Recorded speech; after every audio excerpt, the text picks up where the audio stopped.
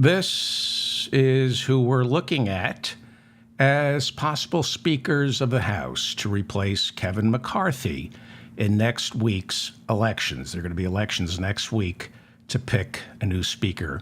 Hopefully, we're looking at, who is it? Steve Scalise. He is the majority leader right now. He's from Louisiana. Jim Jordan from Ohio. Who else do we have? Okay, we're not going to do this. Here we go. Steve Scalise. Kevin Hern from Oklahoma. He is a conservative, and he is not too keen on funding Ukraine. A possible speaker, believe it or not, would be convicted rapist Donald Trump, although he says he's not interested. Marjorie Taylor Greene and Troy Nehls are going to nominate him for speaker. And Andy Harris, a Republican from Maryland, and that is who we're looking at. I'll have more on this momentarily. New Jersey Senator Bob Menendez and his wife go on trial in May 6, I believe. They've been indicted on charges of accepting bribes from the Egyptian government, as well as 3 New Jersey businessmen. New reports out this morning that back in 2018, the senator's wife, Nadine, struck and killed a pedestrian while she was speeding through the streets of Bogota, New Jersey. And it's pronounced Bogota, not Bogota. That I know. I'm from New Jersey. New video released shows the senator's wife sitting in her car for 7 minutes doing absolutely nothing while the pedestrian she hit bled to death. On video, you can see the police eventually arrive on the scene and fail to administer a drug or alcohol test. They call her a friend of ours and immediately determine she was not at fault. The pedestrian she killed ended up damaging her Mercedes, and according to these new indictments, 2 of the co-defendants in the trial, Wael Hanna and Jose Uribe, bought the senator's wife a brand new $60,000 Mercedes-Benz convertible in exchange for Senator Menendez's help in making a criminal prosecution disappear. That trial begins in May. President Biden on Wednesday announced that he will issue an executive order making $9 billion of student loans disappear. 3 months ago, the Supreme Court ruled that Biden's previous executive order, which forgave hundreds of millions of dollars in student loans, was unconstitutional because it would make people happy. During a White House announcement on Wednesday, President Biden outlined a series of administrative maneuvers he's implemented in the past 2 years that help millions of Americans pay off their loans and or lower what they owe. A lot of this has been done under the radar, but President Biden has succeeded. He's been trying his best to forgive as much as he can when it comes to student loans. With migrants coming over the border and then being shipped by Texas Governor Greg Abbott to sanctuary cities in places like New York and California, President Biden responded to what is becoming more of a political problem than an actual problem. He issued an executive order on Wednesday waiving 26 federal laws that will now make it easier to construct a worthless wall that will not keep migrants out of southern Texas. This is just a waste of money and a waste of energy. This fails to address the systemic problems causing migrants to flee their Central American countries, and it caters to the myth that these migrants are a problem as opposed to a gift that keeps our economy as well as our social safety net solvent. They should be welcomed into this country, not kept out. This is the mop-up for October 5th, 2023. I'm David Feldman. Please like this video so that I remain in your feed, and if you can, subscribe to this channel. Louisiana Congressman Steve Scalise, he's second in command, or he was second in command under former Speaker Kevin McCarthy. Steve Scalise and Ohio Congressman, as well as Chairman of the House Judiciary Committee, Jim Jordan, both announced on Wednesday that they are running for Speaker of the House. If you remember, Kevin McCarthy was voted out and said, "I'm done. I am done. The election is scheduled for next week after the House takes 7 days off following a contentious vote Tuesday night, making Kevin McCarthy the first speaker in American history to get voted out of office. Before forcing the vote on the speaker, Florida Congressman Matt Gaetz said his first choice to replace McCarthy would be Steve Scalise, second in command. Before becoming McCarthy's number 2 in the House leadership, Scalise served for 8 years as the Republican whip, and then when McCarthy rose to become Speaker, Scalise was bumped up to Majority Leader. Jim Jordan, one of the founding members of the Freedom Caucus, has never held any leadership positions in the Republican caucus, but he's a contentious, argumentative scrapper, a former wrestling coach who likes to mix it up with Democrats, and behind the scenes has been leading the charge on the Biden impeachment by chairing the House Judiciary Committee. Of the two, Scalise is the least camera craven, and when it comes to collecting votes for Speaker, I think that might suit him fine. I suspect Scalise has a distinct advantage over Jim Jordan because Scalise hasn't ruffled as many feathers with the Democrats the way Jordan has, and I have to believe that Jim Jordan has secretly pissed off members of the Republican caucus for too much showboating and alpha dogging. Scalise also survived a 2017 mass shooting. He is going through chemotherapy for blood cancer and is a more sympathetic figure, someone Republicans in the House genuinely love and root for, whereas Jim Jordan is someone they have to put up with. I find both men detestable, but if I had to pick one to become Speaker, I would hope it would be Jim Jordan because I loathe him even more than I loathe Steve Scalise. Becoming Speaker of the House with a Republican majority is a kamikaze mission. And in Washington, people rise to their highest level of corruption. In other words, Hunter Biden and Donald Trump wouldn't be in the legal quicksand they find themselves in had it not been for their proximity to the Oval Office. And the same applies to Jim Jordan. There is a wrestling scandal that is quietly brewing back in Ohio. Jordan was a wrestling coach at Ohio State University and reportedly looked the other way as the team physician, Dr. Strauss, molested hundreds of young men who were on Jim Jordan's wrestling team. This story is winding its way through the courts, and the rap against Jim Jordan is that he was told by his wrestlers that Dr. Strauss was molesting them, and Jordan would say, well, that's Strauss. That's Strauss. There are allegations of witness tampering, and much the same way Trump was good, he used to be good, he no longer is. Trump was good at making his scandals disappear. There is an intimidation machine back in Ohio tamping down the complaints against Congressman Jim Jordan because this is local. Supposedly, George Clooney is making some kind of movie about the Jim Jordan wrestling scandal, but it seems to be stagnating. I can assure you, however, that if Jim Jordan, God willing, becomes Speaker, he will be under the national microscope. He's made a lot of enemies who would love to bring him down. Republican speakers, they end up being like one of Elizabeth Taylor's husbands. They all think this time it'll be different. I can tame this beast, but they can't. McCarthy was scorched, Paul Ryan, John Boehner, and best of all, and keep Jim Jordan in mind on this, the longest-serving Republican Speaker of the House was Dennis Hastert. He became Speaker after Newt Gingrich crashed and burned. And Dennis Hastert lasted as Speaker throughout the early 2000s because just like Jim Jordan, Dennis Hastert was a wrestling coach. He knew how to get down on his knees and grapple with a bill. He found the wriggle room to get a renegade Republican to vote for what he wanted. His experience as a wrestling coach taught him how to twist arms, make his opponents squirm by tussling and brawling. Like Jim Jordan, Dennis Hastert was a scrapper, a fighter.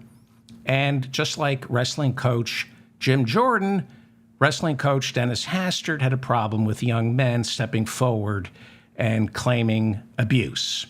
In 2015, the longest Republican Speaker of the House, Dennis Hastert, pleaded guilty and went to prison for sexually abusing teenage wrestlers at Yorkville High School in Yorkville, Illinois, where he was wrestling coach from 1965 to 1981. Somehow, Dennis Hastert was able to pay his accusers millions and millions of dollars in hush money on a congressman's salary. How do you do that? But eventually it all caught up with him. At Speaker Hastert's sentencing, Federal District Court Judge Thomas M. Durkin called him to his face a serial child molester, and Dennis Hastert said, "Yeah, I am." He did. He said, "Yes, I am." And off Dennis Hastert went to prison. He's out now. So yeah, I'm hoping Jim Jordan, another wrestling coach, becomes the next Republican Speaker, because, like I said, I loathe him more than I do Steve Scalise. And there are some accusations that Jim Jordan looked the other way while the young men he was coaching were being attacked by Dr. Strauss, the team physician. So there's a lot of criticism of the Republican-controlled House for taking 7 days off after Tuesday's disarray. The House right now doesn't have a speaker, and it hasn't passed a budget, and the continuing resolution passed on Saturday only gives both houses of Congress until November 17th, until we face another government shutdown. There is no speaker right now. North Carolina Congressman Patrick McHenry is Speaker pro tem. He's an interim speaker, and he's really only allowed to do one thing, and that is get a new speaker. He's supposed to run elections for new speakers. For a new speaker, he was handpicked by Kevin McCarthy as his successor for two reasons. McHenry was loyal to McCarthy, but mostly because he's ineffectual. He wears a bow tie because he's weak and indecisive. Anybody who wears a bow tie is weak and indecisive. McCarthy, when he put McHenry on his short list to replace him, wanted someone only as a placeholder so that after McCarthy lost the vote on vacating the chair, he could run again for speaker without the guy who temporarily replaced him suddenly thinking he could do McCarthy's job. McCarthy didn't want someone to fill in for him and then decide, wait a second, I should run. But McCarthy, back in January, when he secretly picked McHenry, had no idea that after losing the vote to vacate the chair, he would also lose the appetite to deal with his fractious, ravenous Republican caucus. So McCarthy is just done. We think. You never know. We have a week to find out. You'll notice that McHenry has expressed no interest to run as an actual speaker. He is right now a caretaker who is not authorized to do anything. He can't push through the 8 remaining budget appropriations bills or figure out the supplemental funding for Ukraine. What we have right now is another political crisis created by the Republicans. Now, this is important. 8 members of Congress brought the entire legislative branch to a halt. All it took was 8. The hateful 8. 8 lunatics who want to cut government spending by 30%. The hateful 8, as I call them, who want to cut funding for Ukraine. 8 lunatics who are so convinced they're on a righteous mission, they're willing to grind government to a halt. They actually think they have God on their side, or at least some of them do. Where are the hateful 8 in the Democratic Party? Where are the 8 lunatics in my party who are willing to throw themselves on the gears of the congressional machinery and demand student loan forgiveness, Medicare for all, universal daycare, free college tuition at public universities, public banking, passage of the PRO Act? I know I'm leaving something out, but our founding fathers left us with a government that doesn't belong to the people. It only belongs to the people who want it more than the rest. You have to want it more than anybody else does.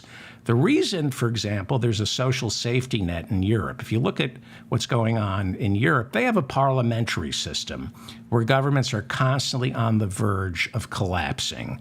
And coalitions have to be forged, and small minority parties are able to make demands or the government collapses. And I think sometimes that's a good thing. Now, government funding doesn't collapse. The people who work for the government still get their paychecks in Europe, but the government collapses and they have to call new elections.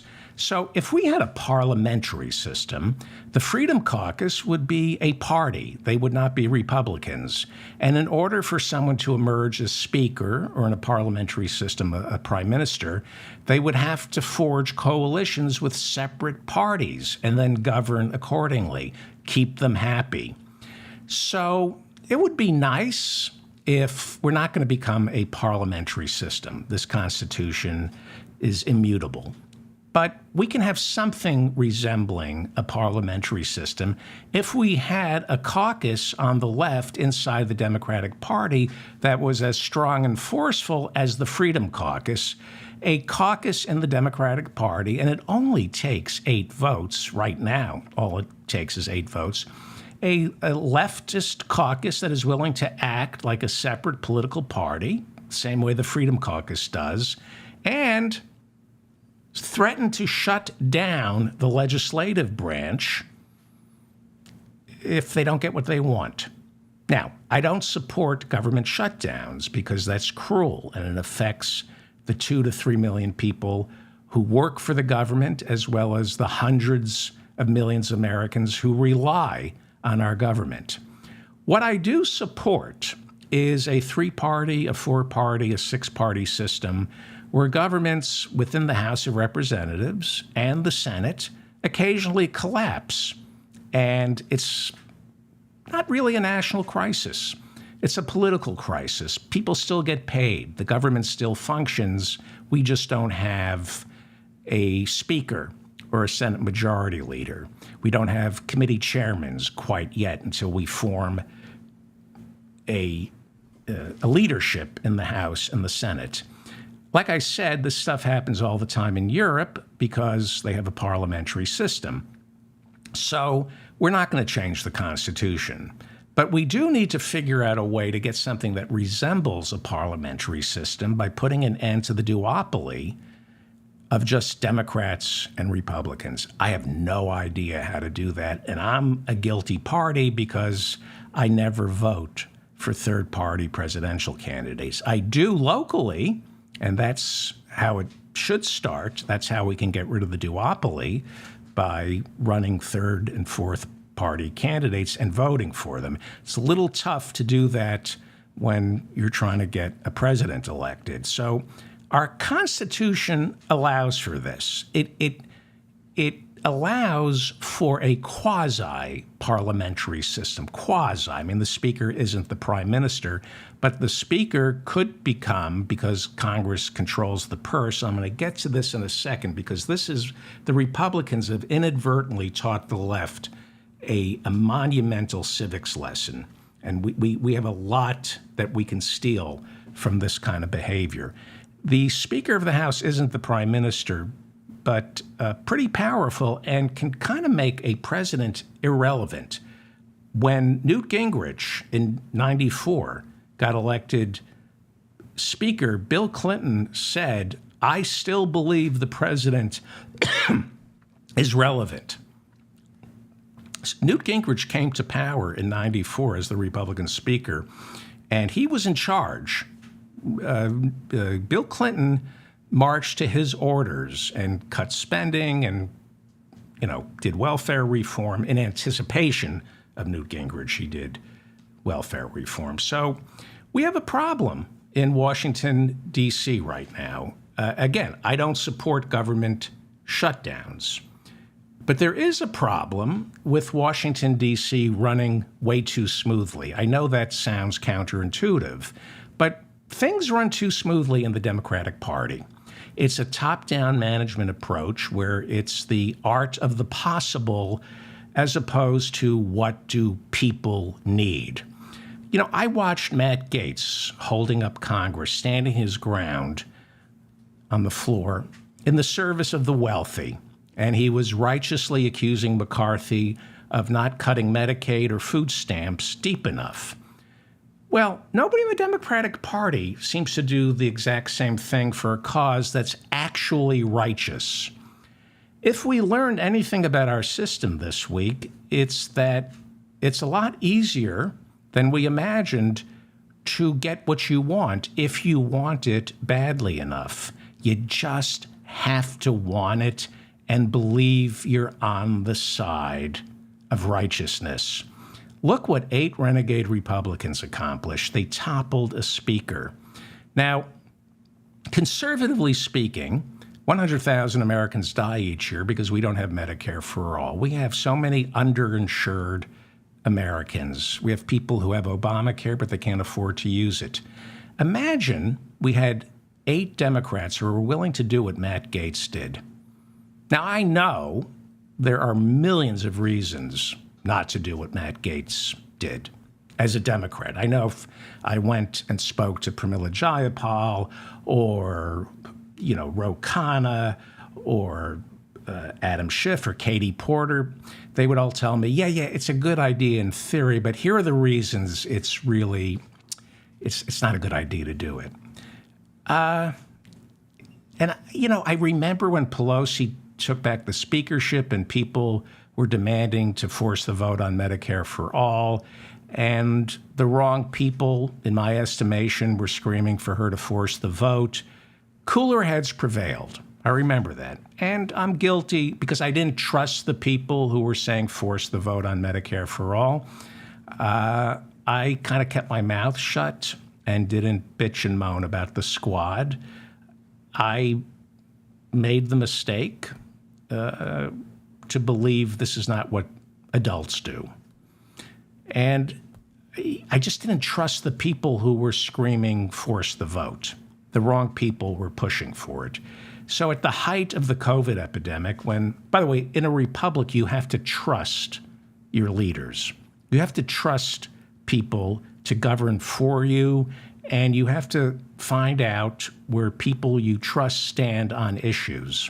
It's not good enough to believe we should force the vote on Medicare and force everybody, Democrat and Republican, to go on record as to where they stand on Medicare for all. You have to look at who's leading the push to force the vote. And if you don't trust those people, it's hard to support an idea if the wrong people are pushing for it. That's what happens in a republic. You rely on leaders, and the wrong people, in my estimation, were demanding that the squad force the vote. It was a lost opportunity. The right people should have been demanding that they force the vote. People we trust, right? Like Bernie, people we really trust should have been demanding that the House of Representatives force the vote, but they weren't. And so at the height of the COVID epidemic, when America saw that for-profit health care was killing us, it was undeniable. It still is undeniable. There was an opportunity to force Nancy Pelosi to vote on Medicare for all and get Congress to go on record, but cooler heads prevailed. They said if you force the vote, it'll be defeated, and then you'll have to wait another 20 years to introduce Medicare for all. I think with the right people leading the push for Medicare for all, look how many times the Republicans voted on getting rid of Obamacare. Like 100 times, but they kept forcing the vote on getting rid of Obamacare. Why can't we get the Democrats to relentlessly introduce Medicare for all? Where are those Democrats? We were told now is not the time. You're being impulsive. Well, it's never the right time to do the righteous thing. That's what they told Dr. King. It's what they told President Johnson when he passed the Civil Rights Acts of 64 and 65, when he passed Medicare and Medicaid. It's too soon. It's too soon. You're being rash, impetuous. Slow it down. I can assure you, however, that if there were 8 legitimate Democrats, people we trust, with a ringleader as impassioned as Matt Gaetz, fighting for Medicare for all, willing to topple the speaker, to grind Congress to a halt, the same way Matt Gaetz has done, a lot of us would go, maybe he's right or she's right. They're not being adult. They're kind of childlike, but I think they're right. You know, the rap against the Republicans right now is they can't govern. And that may be true, but for a party that can't govern, they sure know how to get exactly what they want. Look at how right now, and we should be learning from them, look how they're defunding the war in Ukraine. Now, I'm not going to do a value judgment on them because their motives are not pro-peace, they're pro-Putin. But look at what they're able to do when it comes to defunding a war. Look at what they're showing us. It's a civics lesson in how much power Congress has, how much power either the Senate or the House of Representatives has. One house, either the House of Representatives or the Senate, can stop everything, like a war. You're seeing it right now. This is a good lesson to keep in mind next time we're stuck in a quagmire overseas and the peaceniks go, yeah, the war is wrong, but what can we do? What can we do? Well, you do what the Republicans are doing right now. Nancy Pelosi, by the way, was Speaker back when George W. Bush was fighting his illegal war in Iraq. And to Nancy Pelosi's credit, she voted against the war authorization for the war in Iraq. A lot of people didn't. She was wise. She was against the war in Iraq. Then she became Speaker, kind of running against the war in Iraq. 2006, she became Speaker. The war was still going. And at that time, she ran the House of Representatives, and she could have defunded the war that she was against and brought the troops home. So look at what is happening right now with the Republicans, how fearless they are. They want to defund America's involvement in Ukraine. It's a lot easier because we don't have troops on the ground, but I'll get to that in a second. But remember this moment right now. Next time we end up in a quagmire overseas fighting another senseless war. Study this moment. Study the Republicans. Never forget that the House of Representatives has the power of the purse. The president, with the War Powers Act, can start a war anywhere he wants, but it is Congress that funds it. If either the Senate or the House of Representatives refuses to pass a funding resolution for the war, war is over.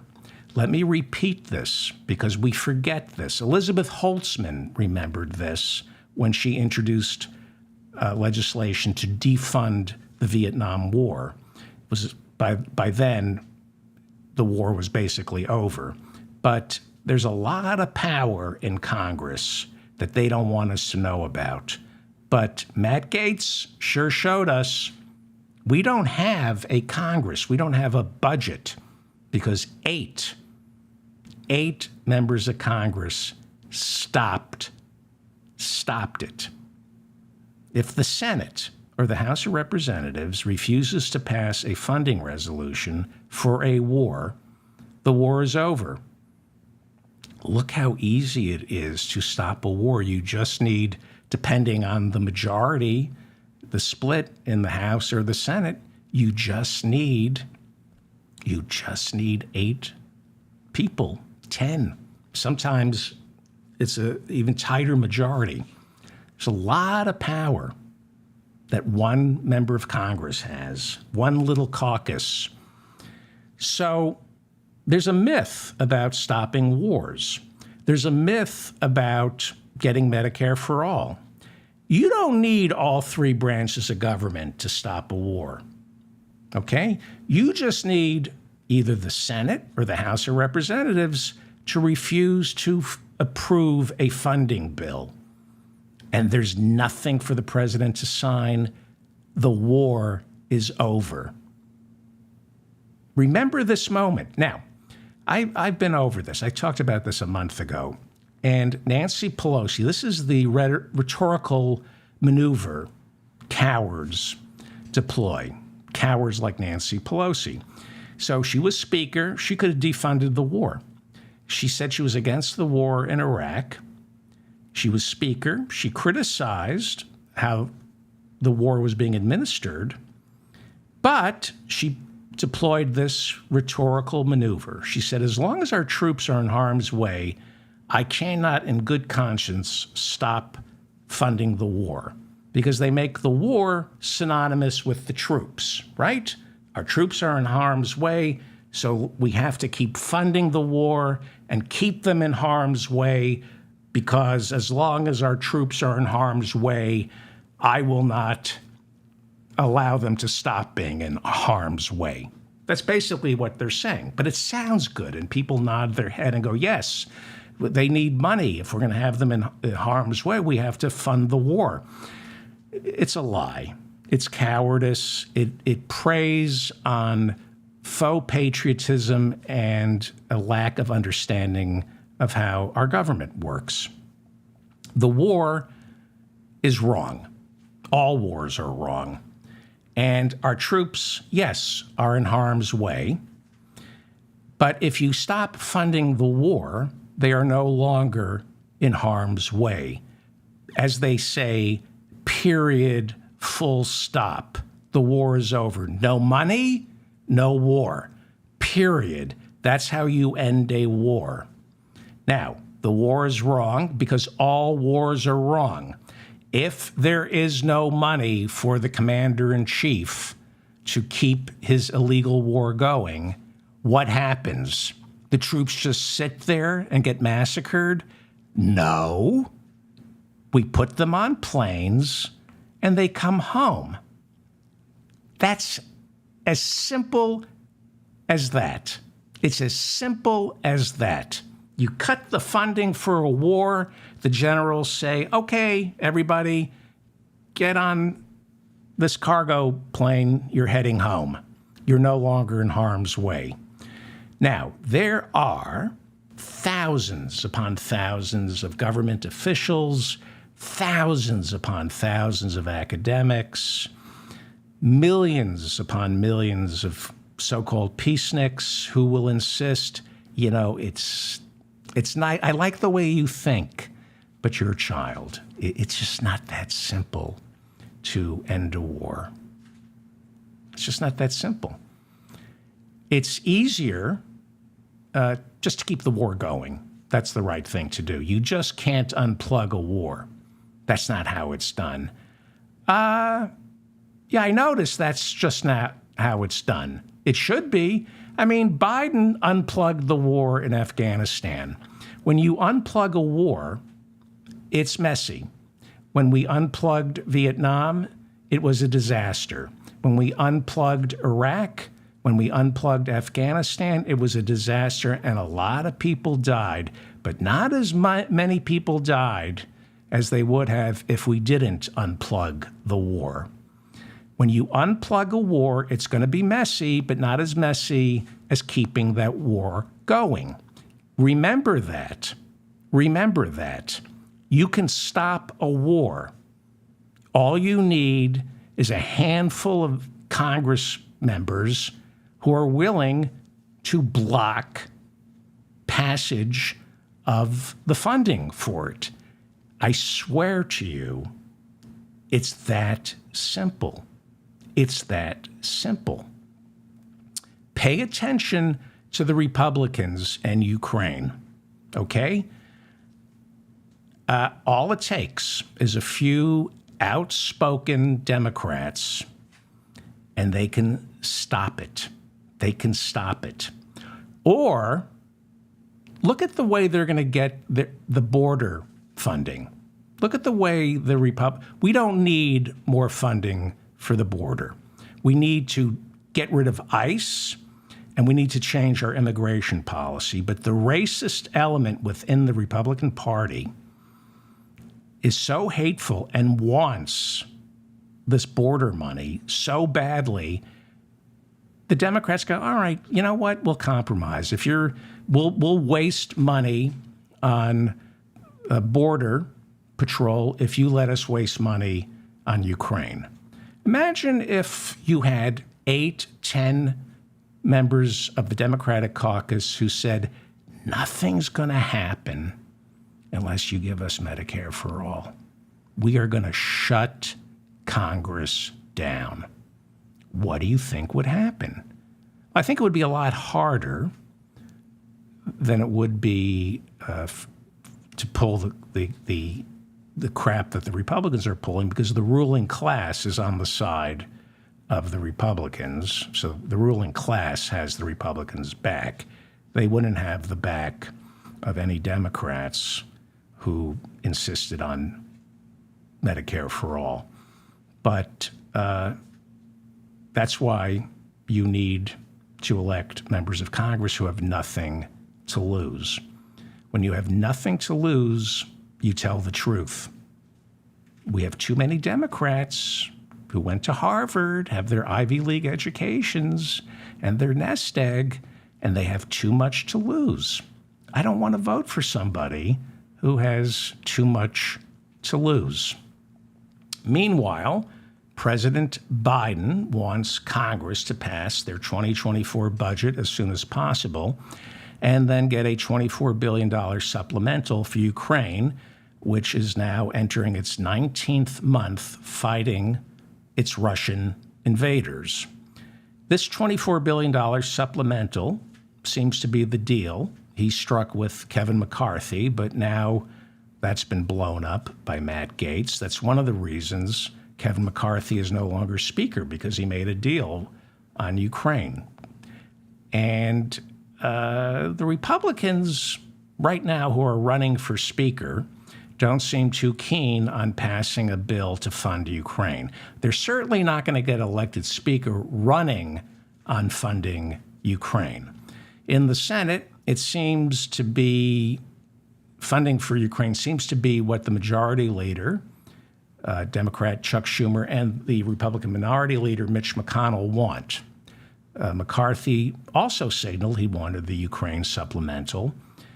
And there is political will in the Senate on both sides of the aisle for a Ukraine supplemental, but there doesn't seem to be the political will for that in the House, at least with Republicans. So from what I understood, Schumer, Biden, McConnell, and McCarthy were planning on getting the 2024 budget passed as soon as possible, and then surprising the anti-Ukraine Republican caucus, surprising them on getting new spending approved for Ukraine. That would probably be bundled in with more funding for the border. I think leadership in both houses and both parties thought they could get money to Ukraine if an equal amount of money was spent on border security. But now there's nobody in the House to negotiate with. Matt Gaetz is against funding Ukraine. Look what he did. Look what he got for himself, right? During a brief press conference on Wednesday, President Biden said this about getting money to Ukraine. There is another means by which we may be able to find funding for that, but I'm not going to get into that now. He's not going to get into that right now. There is reportedly $4.5 billion worth of weapons Biden is still authorized to send to Ukraine, but anything past the $4.5 billion is subject to congressional approval. The Associated Press reports that the United States is handing over to Ukraine 1.1 million rounds of ammunition it seized from an Iranian boat that was funneling arms to Houthi rebels in Yemen who are fighting Saudi Arabia. The American Navy stopped the boat, took the ammunition, and now they're shipping it to Ukraine. You are now looking at Dmitry Shatsu, who is head of the Red Cross in Belarus.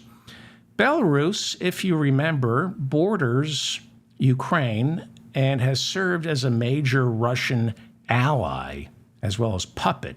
It allows Putin to launch attacks into Ukraine from within Belarus.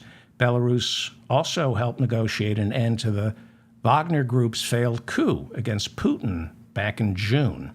On Wednesday, the governing board of the International Federation of Red Cross and Red Crescent Societies ordered the Red Cross in Belarus to fire its leader, Dmitry Shatsu, for reportedly boasting that the Belarus Red Cross is assisting Russia in separating Ukrainian children from their parents and then transferring them out of the country. The Associated Press reports that the International Criminal Court, which we're not a member of, the International Criminal Court is looking into reports that at least 2,100 Ukrainian children from Russian-occupied cities in eastern Ukraine have been transferred without their parents into Belarus. Dmitry Shatsu has also reportedly been spotted wearing Russian military fatigues in direct violation of the Red Cross's official mandate to remain neutral in war zones.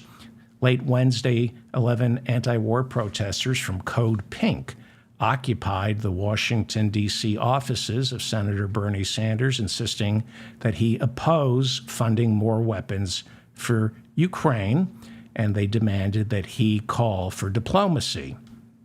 Earlier in the week, Senator Bernie Sanders clarified his position on Ukraine in a letter to his constituents, telling them, quote, the U.S. should support a just peace in Ukraine based on the principles of territorial integrity, sovereignty, and international law. Like I said earlier, we live in a republic. We have to rely on people we trust, right? I trust Bernie. I trust Bernie Sanders with my life. I think he's a miracle of democracy. There are a couple of people who I trust. Cori Bush, Katie Porter. Well, there are a couple of politicians I trust, and I look to them for guidance. Bernie Sanders says the U.S. should support a just peace in Ukraine based on the principles of territorial integrity, sovereignty, and international law. I have some mixed feelings about Ukraine that I've expressed. I don't know completely what the truth is. I believe in diplomacy. I don't think war works.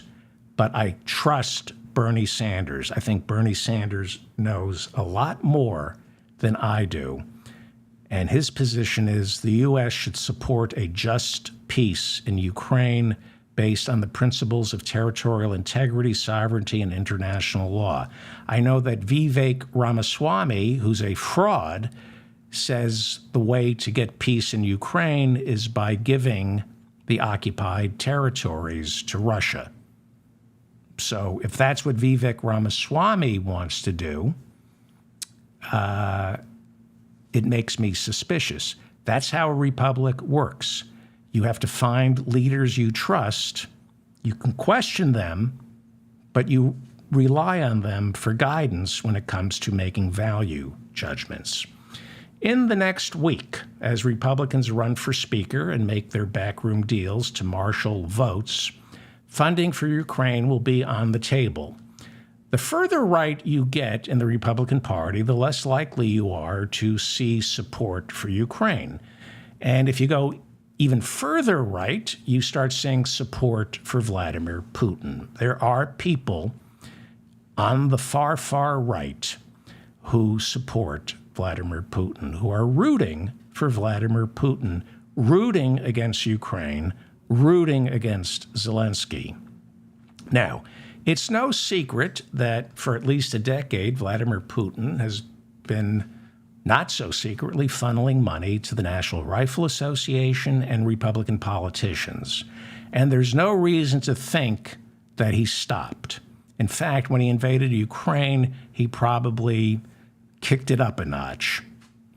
In America, it is against the law to accept donations. If you're a politician, you're not allowed to accept donations from foreign governments.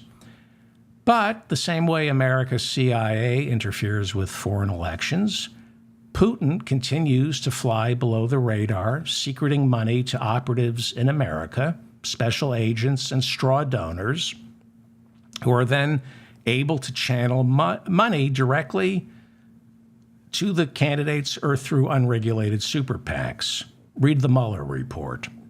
There are Republican politicians financially beholden to Putin. And because Putin's an ex-KGB agent, we also know there are Republican politicians whose reputations are beholden to Putin. Manila envelopes containing compromat have been dropped on their desks, and these Republican politicians know, without even being told, what they need to do and how to vote. Now, I just talked about Dennis Hastert, right? Politicians have secrets. Matt Gaetz has secrets, and they're starting to come out about 17-year-old girls and ethics investigations. Donald Trump has secrets. Like I said, the KGB calls it compromat, compromising photographs, compromat. You can get a politician to pretty much do anything for free if you hand them a manila envelope containing photographs and then threaten to hand the same manila envelope over to a news organization or a spouse, right? So that's one way those are two ways Putin gets Republican politicians to get in line. Then there are the unwitting stooges who have no idea they're being played by Russian operatives. I present, Your Honor, Rudy Giuliani. This is from 2020, while Donald Trump was still president, okay? This is from the New York Times, 2020. I believe this was October 15th. And this information came out of Donald Trump's intelligence agencies, not Obama's. This came out of Donald Trump's intelligence agency. Headline: Trump said to be warned that Giuliani was conveying Russian disinformation. President Trump shrugged off the warning from his intelligence agencies, officials said. Okay? Again, this isn't Crossfire Hurricane. This is, that was the FBI investigation in 2016 that the Obama administration agreed to launch, looking into Russian influence in the Donald Trump campaign. This is October 15th, 2020, right? This is Donald Trump was president. Headline from the New York Times: the intelligence agencies warned the White House late last year, that would be 2019, that Russian intelligence officers were using President Trump's personal lawyer, Rudy W. Giuliani, as a conduit for disinformation aimed at undermining Joseph Biden Jr.'s presidential run, according to 4 current and former American officials. Okay, more from the New York Times. The agencies imparted the warning months before, disclosing publicly in August that Moscow was trying to interfere in the election by taking aim at Mr. Biden's campaign, the officials said. Mr. Trump and Mr. Giuliani have promoted unsubstantiated claims about Mr. Biden that have aligned with Russian disinformation efforts, and Mr. Giuliani has met with the Ukrainian lawmaker whom American officials believe is a Russian agent. Okay? This is not just the New York Times. I'll get to that in a second. Here we go. Robert C. O'Brien, the National Security Advisor, that would be Robert C. O'Brien, who was appointed by Donald Trump, okay? Robert C. O'Brien, the National Security Advisor, presented the warning about Mr. Giuliani to Mr. Trump in December. 2 former officials gave conflicting accounts about its nature. One said the report was presented to Mr. Trump as unverified and vague, but another said the intelligence agencies had developed solid and credible information that Mr. Giuliani was being, quote unquote, worked over by Russian operatives. So we're not talking about money or compromat. We're talking about Russian operatives seeing Rudy Giuliani and going, oh, a useful idiot, a stooge. We don't have to give him money. We can just manipulate him from the Washington Post, October 15th, 2020. White House was, again, this isn't the Obama administration. This is when Trump was president. White House was warned Giuliani was target of Russian intelligence operation to feed misinformation to Trump. Okay, more from the Washington Post. The warnings to the White House, which have not previously been reported, led National Security Advisor Robert O'Brien to caution Trump in a private conversation that any information Rudy Giuliani brought back from Ukraine should be considered contaminated by Russia, one of the former officials said.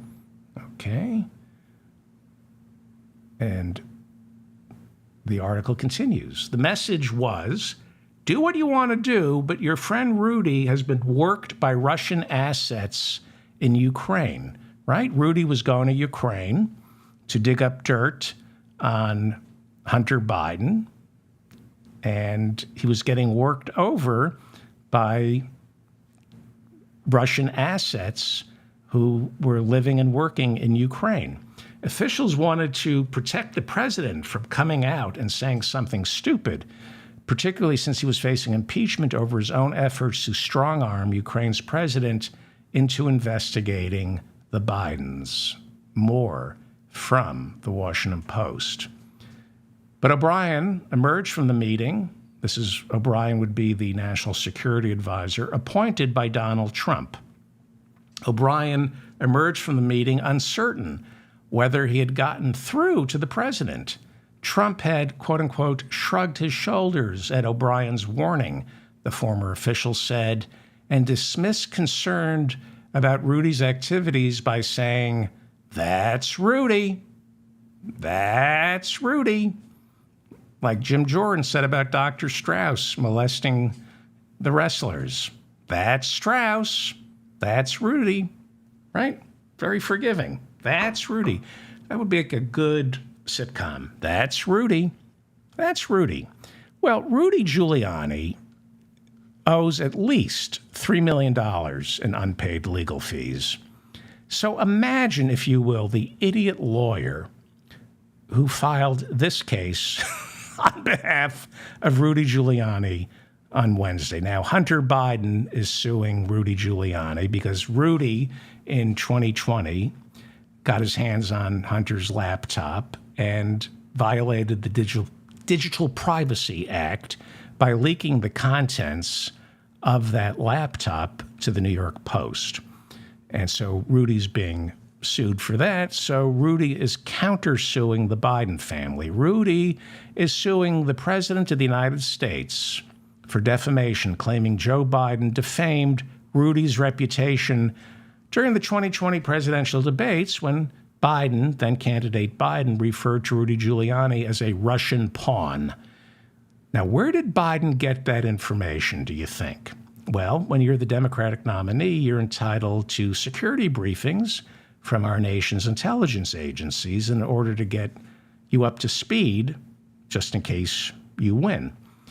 So he knew that Rudy was a pawn. And here's the point.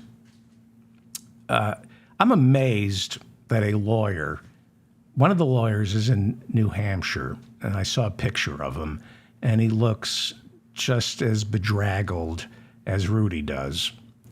You know you're not going to get paid, and it's not like it's a resume builder. Here's the point, okay? Rudy doesn't like being called a Russian pawn because he doesn't know that he's a Russian pawn. That's why he's a Russian pawn. If you realize you're a Russian pawn, then you're no longer a Russian pawn. So, of course, he's going to sue for defamation.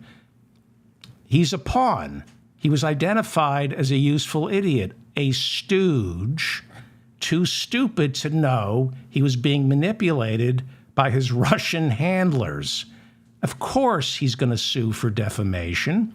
A Russian pawn has no idea that he's a Russian pawn. But everyone else knows, Rudy, that you're a Russian pawn.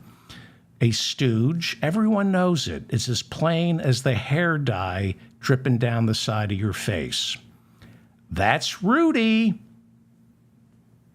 I like scotch. Yes, you do.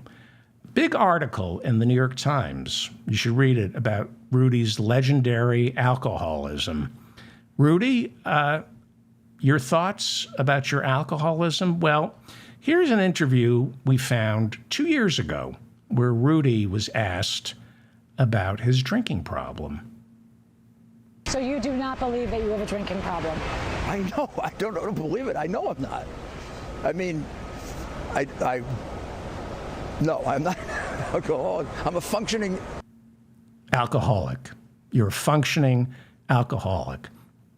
Actually, you're not functioning. You're just an alcoholic, which is precisely why you were identified by Russian intelligence, as well as Donald Trump, as an asset. And most importantly, you work for free. You're really valuable and cost effective. That's the great thing about people like Rudy. They don't know they're Russian assets. They don't know. They don't know they're being used by Putin. They don't know they're being used by Donald Trump. Rudy thinks there's a pot of gold at the end of this rainbow of lies. There isn't, Rudy. There's just bankruptcy and jail time. You've been played. You were played by Putin, and you were played by Trump, who played. You were played by Putin, who played Trump, who whatever. You were taken advantage of because you're drunk, you're a racist, you're belligerent, and stupid. Your brain cells have been rotted, not by alcohol, but the racism. I have some people I know, people who I thought were my friends, and racism is like alcohol. It rots the brain. It destroys brain cells, which means the racism gets worse. So that's one type of Republican. And then there are the far-right Republicans, the far, far, far right Republicans who don't need money from Putin. They don't need to be shown any compromat in order to support Putin. They don't need a Russian handler to trick them into supporting Putin. I'm talking about the true believers in the Republican Party who just love Vladimir Putin. I know it's hard to believe, but there are far, far right Republicans who love Putin. Why? Because he's white, because he's white, and because he's white. And Russia is sort of in Asia. So they like the idea of a white guy in Asia. He's Christian. He's a check on China's expansionism. He's a hardliner on social issues like same-sex marriage. And most importantly, he's an authoritarian who rules with an iron, tiny fist, cracking down on press freedoms, protesters, and democratic institutions within his own country. And he's militaristic. Now, I know this still remains hard for most of us to believe, but there are Republicans who don't want majority rule in America. They don't want democracy. They don't want a republic. They have so much contempt for humanity that they don't think humans can or should govern themselves. They are fascists. They are fascists. And this is not something new in America. The fascist strain has been with us since the late 20s. It's hard to accept because they disguise their intentions. And by the time you realize what you're up against, it's often too late. Trump, for example, is a fascist. His bone-chilling behavior this week, holding press conferences right in front of the courtroom doors where his civil trial for fraud was going on, this is not normal. It's unacceptable. I've never seen anything like this before. It's beyond intimidation. This is a level of threat that you wouldn't even see from John Gotti. I've never seen anything like this. And I was talking to my sister. I've always hated Donald Trump. But watching him doing these little mini press conferences outside the courtroom doors, I have never hated him as much as I did when he was standing outside the courtroom doors insisting that Mar-a-Lago was worth $2 billion and threatening. He is a rapist. And you see it. That is the behavior of a rapist who refuses to take no for an answer. There are 30 credible sexual assault allegations against Donald Trump. And E. Jean Carroll, back in May, won her civil suit against him. He has to pay her $5 million for defaming her. And the jury ruled that he raped her. And the judge twice has put into writing, you raped her. And he's got another trial the day that the Iowa caucuses are held in January of 2024. E. Jean Carroll is suing him again for defamation. It's a second lawsuit, which he's already lost. The judge has said, no, you raped her, and then you defamed her again. So this trial is just to determine the damages. He's a rapist. Donald Trump is a rapist. Watch the way he stands in front of the courtroom, refusing to take no for an answer, insisting that his properties are not overvalued. Who in their right mind would believe that Mar-a-Lago is worth $1 billion or $2 billion? He doesn't believe it. He signed the documents with the Palm Beach tax assessor saying that Mar-a-Lago is worth roughly $20 million. I have never hated Donald Trump as much as I hate him now. He is the worst human being. I knew this when I was growing up because he evicted so many people. He is completely out of control, and I am stunned that he's not behind bars right now, the same way Sam Bankman-Fried, the cryptocurrency charlatan, is behind bars for violating gag orders, witness tampering.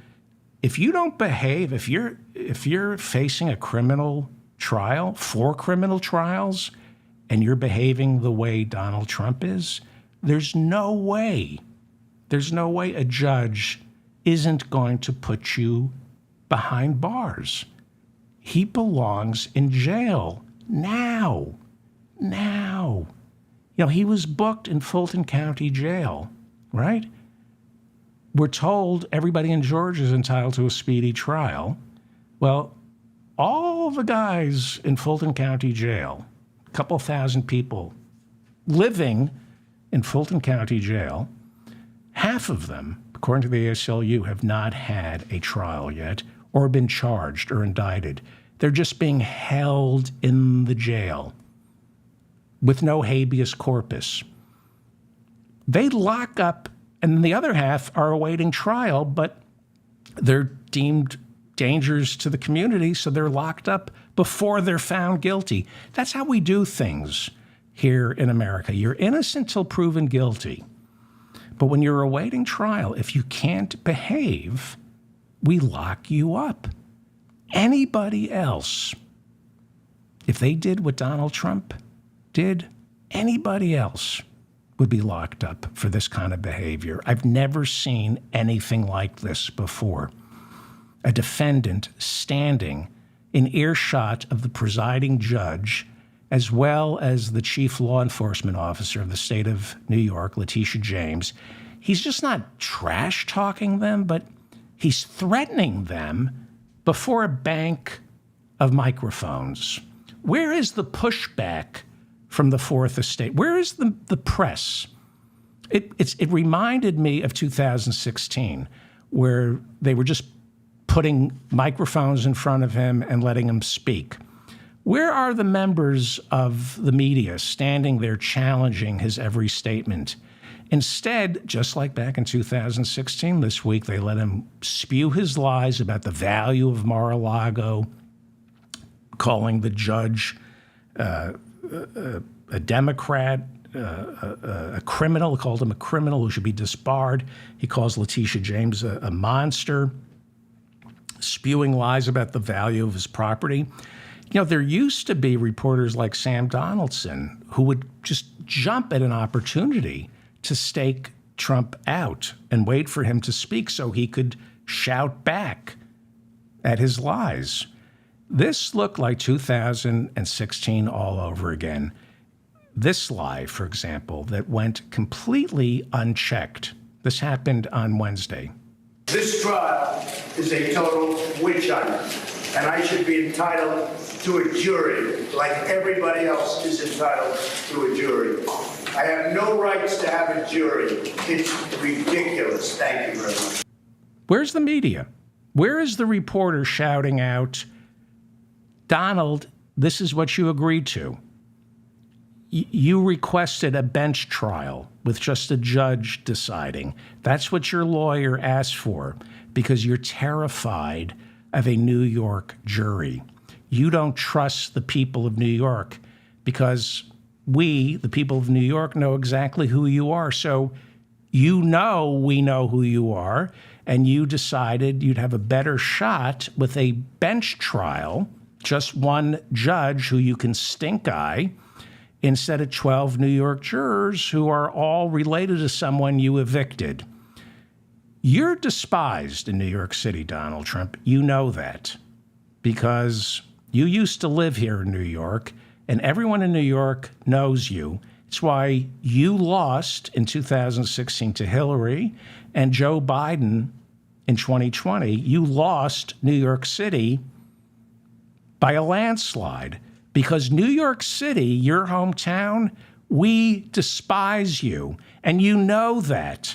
So that's why you didn't ask for a jury trial, because you're afraid you would lose, because everybody hates you.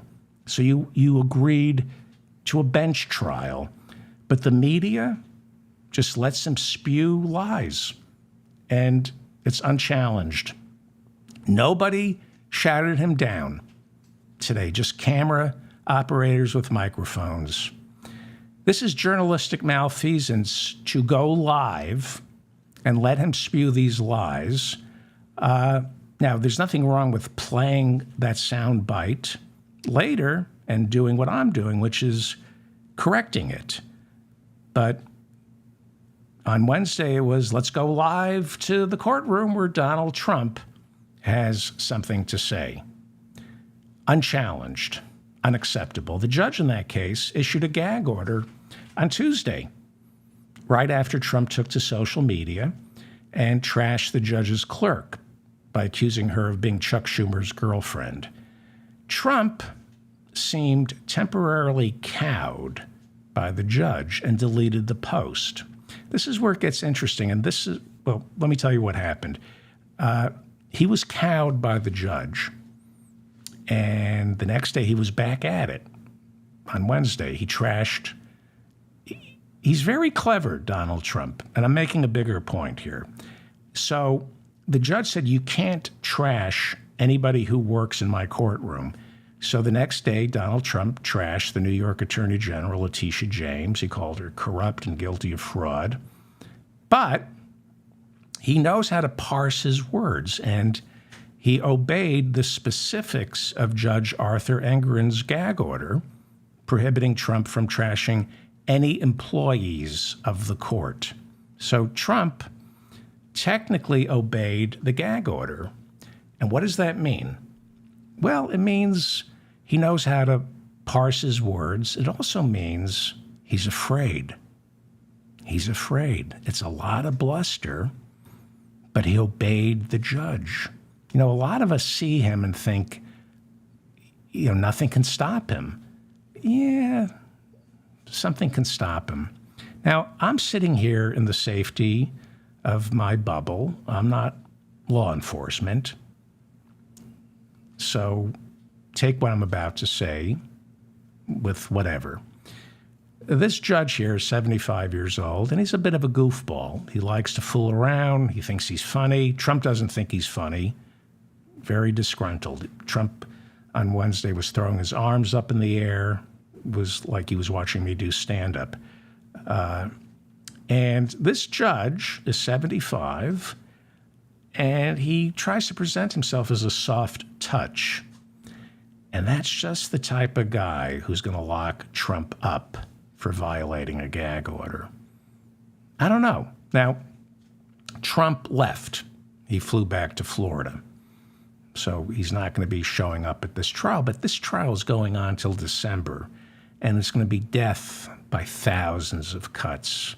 The testimony is damnable. It just exposes Donald Trump as a fraud. Think about this for a second. I have no money, but I can assure you what little money I have in my checking account, if somebody accused me of not having any money, I wouldn't be defending my honor, right? If you had $1 billion, if you had $100,000 and people were accusing you of having no money, would you take it personally? If you have the money, what do you care? In fact, if you have a lot of money, you want people to think you don't have any. They don't ask you for help, and you don't want the government, you don't want the tax assessor to come for you. Only a pretender would stand in front of a bank of microphones and insist Mar-a-Lago is worth $1 billion. A fraud, which is what he's on trial for. It's a lot of bluster, and, he's just begging to be locked up. He's a sociopath, and he's begging for discipline. Children beg to get in the corner. There's order in the universe when you say you misbehave, go stand in the corner, and the kid goes, oh, there's order in the universe.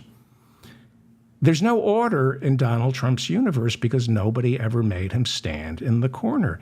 I'm telling you, this guy needs one night in jail. One night in jail. Like I said, Sam Bankman-Fried, the cryptocurrency charlatan, he's behind bars right now during his trial for doing far less in terms of violating a gag order, for witness tampering. Donald Trump never spent one night in jail. Not one. Let him spend one night in jail and watch how he breaks. One night. One night in jail. Here, Donald, here's what one night is like. Now imagine 10 years in prison. Changes a guy pushing 80. Terrifies him. And he'll break. He really will. He will break. This is a guy who has never spent a night in jail. No one ever said to him, go stand in the corner. One of these judges, now this is a civil lawsuit, so Donald Trump isn't facing prison. He's just facing more and more humiliation. One of these judges in the 4 criminal trials, and I think it's Tanya Chutkan in Washington, D.C., because the special counsel, Jack Smith, is asking for a gag order. The hearing, I believe, is either October 15th or October 16th. And there'll be other judges who are going to issue gag orders because he's out of control. And one of these judges is going to have to lock him up for at least a night. Now, again, I'm sitting in a bubble. I'm not law enforcement. I'm not a judge.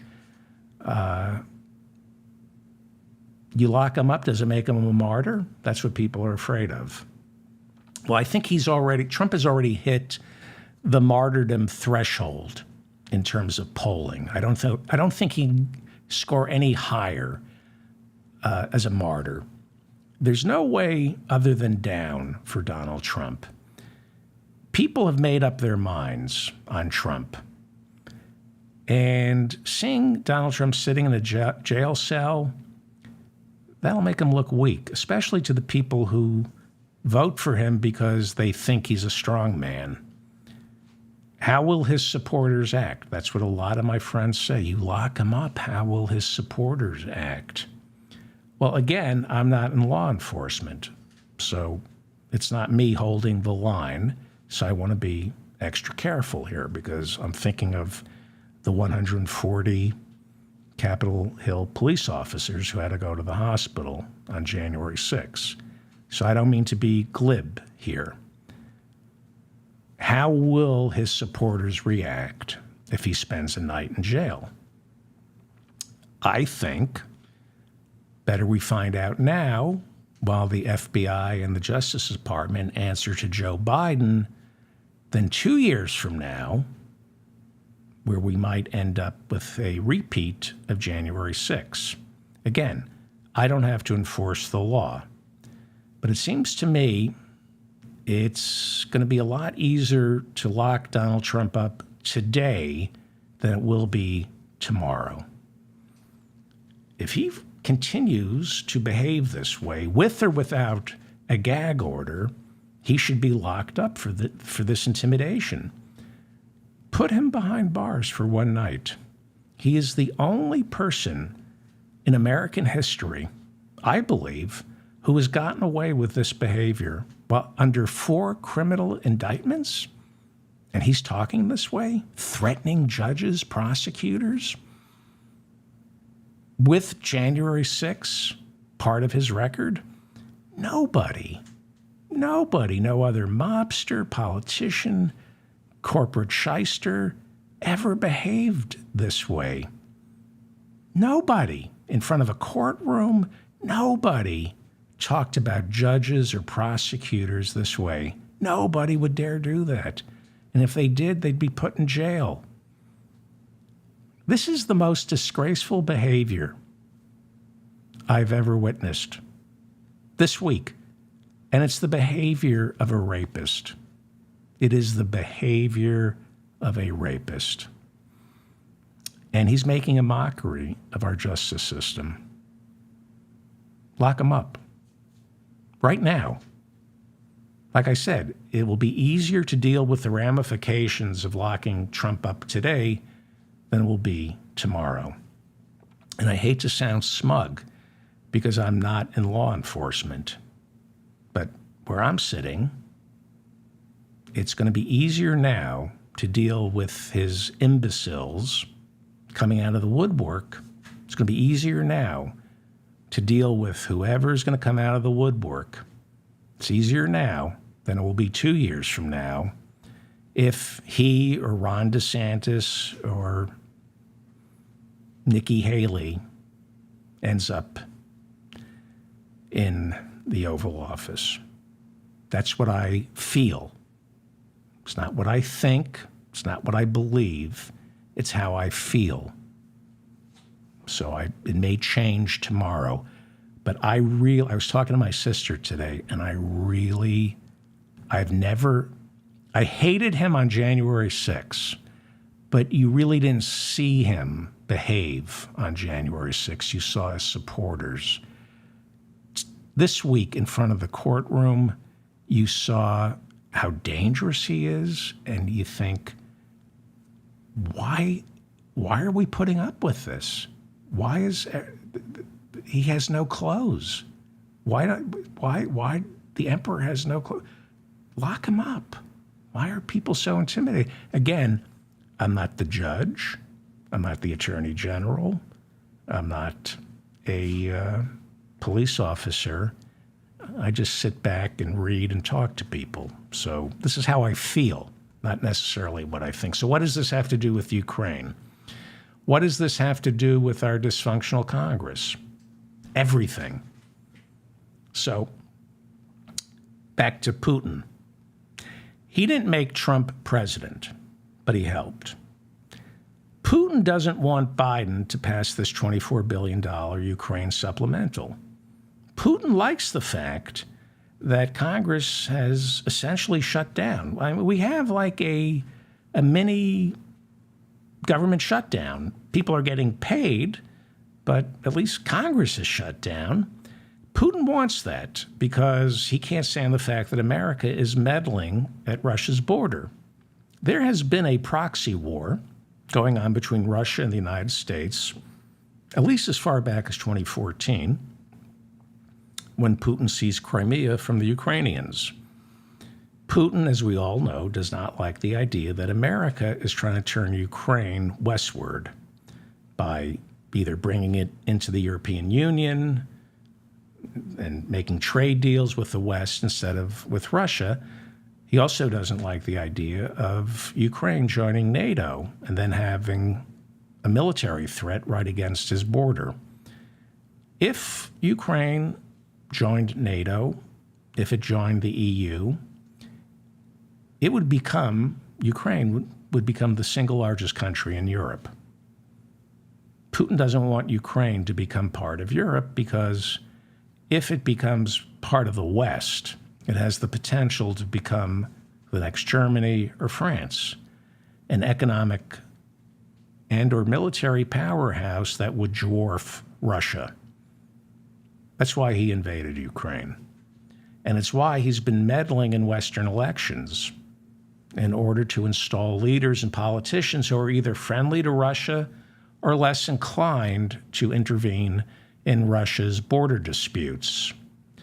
That is partly what this war is about. Ukraine is a proxy war between Russia and the West, and it started way before Putin invaded 18 months ago.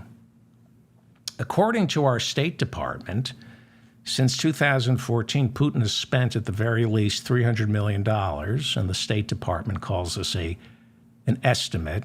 They're lowballing $300 million, funneling money to sympathetic politicians throughout Europe, Central America, and of course, the United States.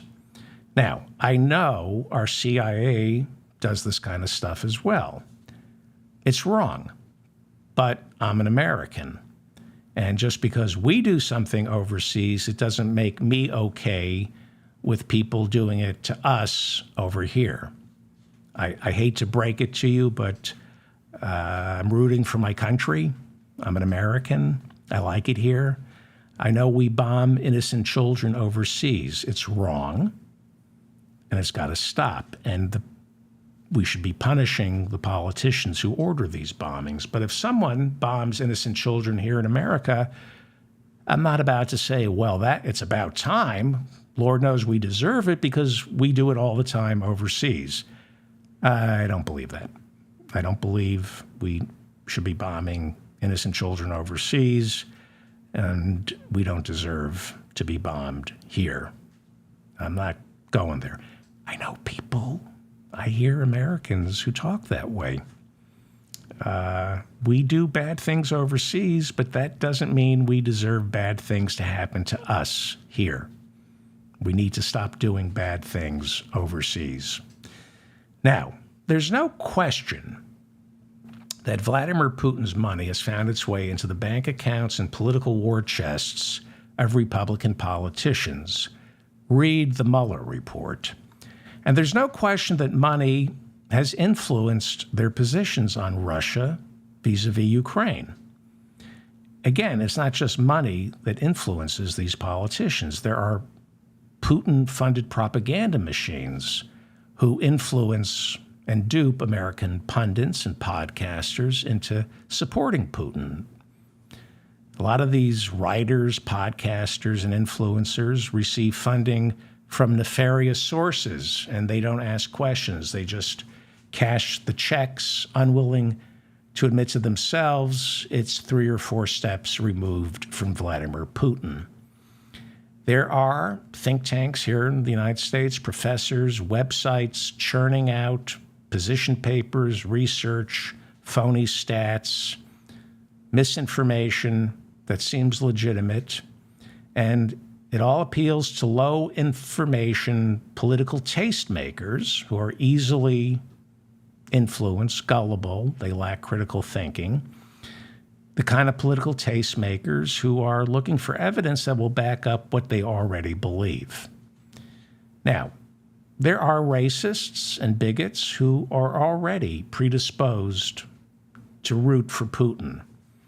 So they don't need anything more than phony statistics and fake research papers to bolster their argument when they speak out in favor of the Russian occupation of Ukraine. How anybody could defend Putin invading Ukraine, especially when the current head of the UN, a socialist, speaks out against it, is beyond me.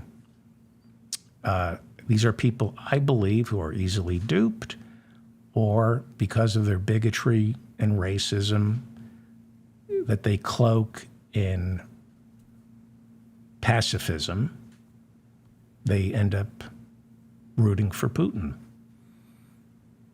We've seen this before. Putin isn't the first. We see this with phony climate scientists that corporate stooges latch onto without admitting to the audience or themselves that it's all funded by Exxon. When you look at, there's really no difference between Putin and Exxon, which is why Putin, so the same applies to Russian influence peddling here in America, just like Exxon. A lot of people are parroting Russian talking points that they get from paid Russian influencers, and they parrot these talking points. They don't care whether or not it's coming from Putin, because deep down, they're rooting for Putin. Now, we know for a fact that Brexit in Great Britain, Trump here in America, Viktor Orban in Hungary, and Marine Le Pen in France all received some sort of financial support from Putin. These right-wing politicians, these right-wing referenda, they all got money from Putin. Why is that? Because Putin wants to destabilize the West by cultivating other authoritarians who are sympathetic to his cause. He wants to cultivate isolationists and authoritarians. He wants a dysfunctional West because that gives Putin the room to control his borders and keep America, Germany, and Great Britain from meddling in both Russia's economy and his government. And he kind of got that. He's got that in Congress right now. This is exactly what Vladimir Putin wants. I'm not saying he's sitting there pulling the strings, but this is exactly what Vladimir Putin wants. The office of Speaker of the House of the United States House of Representatives is hereby declared vacant. Putin wants total dysfunction in Washington, D.C. Again, I don't believe he's sitting there pulling strings. He can barely pull the strings in Ukraine or with the Wagner Group. He's busy losing. I just think he's a contributing factor to the dysfunctions that we see in America. He's one of the many oligarchs who benefits when Washington, D.C. is unable to function. When Washington can't get its act together, that means there's no congressional oversight of our banks, our fossil fuel industry, Big Pharma, that's supposed to be negotiating prices with Medicare right now. And of course, nobody's monitoring the health insurance companies. All these forces make money when Congress is shut down, not keeping an eye on them. When there's a government shutdown, which is not inconceivable past November 17th, when the government shuts down, as it has in the past, 90% of Wall Street regulators are sent home. So there's a war being waged by the Republican Party against our government. It's no coincidence they found a willing financial partner in Vladimir Putin. He's just another multi-billionaire who wants to destroy our nation's capital. That's all Vladimir Putin is. Just another guy with billions and billions of dollars whose life would be a lot easier if our government here in America didn't function. And then there's this guy, once again, Donald Trump, who also benefits from dysfunction in Washington, D.C. It is now becoming increasingly clear that Donald Trump left Speaker McCarthy dangling in the breeze on Tuesday, while Trump quietly sided with Matt Gaetz in burning down the House. It was a mini version of January 6th, a perfectly legal parliamentary maneuver where far-right Republicans blocked government from performing its constitutional functions. But it was legal. That's what Tuesday was. It was a mini January 6th. It was kind of like the Green Bay sweep. It's far-right Republicans who hate Washington grinding the wheels of government to a halt by any means necessary. This time around, much like the Green Bay sweep, perfectly legal. Find the loopholes in our Constitution and turn off the lights. Many of the same people who didn't want a continuing resolution or wanted to get rid of Kevin McCarthy are the same people who were not so secretly cheering on the January 6ers. And then after January 6th, they voted not to certify the election for Donald Trump. One of those people who voted right after January 6th not to certify the election for Joe Biden was Kevin McCarthy. Karma, as they say, is an MFer. I'm David Feldman, reminding you to stay strong and protect the weak. Thank you so much for listening to me and putting up with my nonsense. If you enjoyed any of this, please like it so I remain in your feed. That's what I've been told, that the most important thing my listeners can do is hit the like button and subscribe to my channel. If you enjoy what I'm doing, the best way to help me is to share this. That is the absolute best way to help me. Nobody is helping me other than Robert Smigel and Sam Seder. But this is really a grassroots show. I'm not part of any network. I don't have a PR person. This is just for the listeners. And so the best way to help me is by sharing this with as many people as you possibly can. So thank you for doing that, because I know some of you are. I also rely on your comments. So your corrections play a major role in the show. Somebody corrected me, but they were wrong. They said that Chip Roy served in the military, and they sent me the wrong information. But I appreciate it anyway. They looked it up, because I had said on yesterday's show that Chip Roy never served in the military. Somebody wrote back and said they looked it up, and he did. Chip Roy never served in the military. If you can find proof of that, I would love to see it. I enjoy being corrected. There's some stuff I'm talking about that is way out of my pay grade. Problem is nobody else talks about it. So I do as much research as I possibly can. I go to reliable sources. I talk to people I trust. If I made a mistake, let me know, and I will issue a correction. So please comment on the show. The show gets better with your comments. Thank you to the moderators who keep the chat room civil. Did I cover everything? Oh, do I have? Hang on. Oh, my girlfriend's here. I just want to see if she's depressed or not. Hi, honey. The show's over. Yay. Okay, she's been very, very sad lately. I'm worried she's going to leave me. I'm all done, and I think I'm ready to crawl into bed with you. Yay. Okay.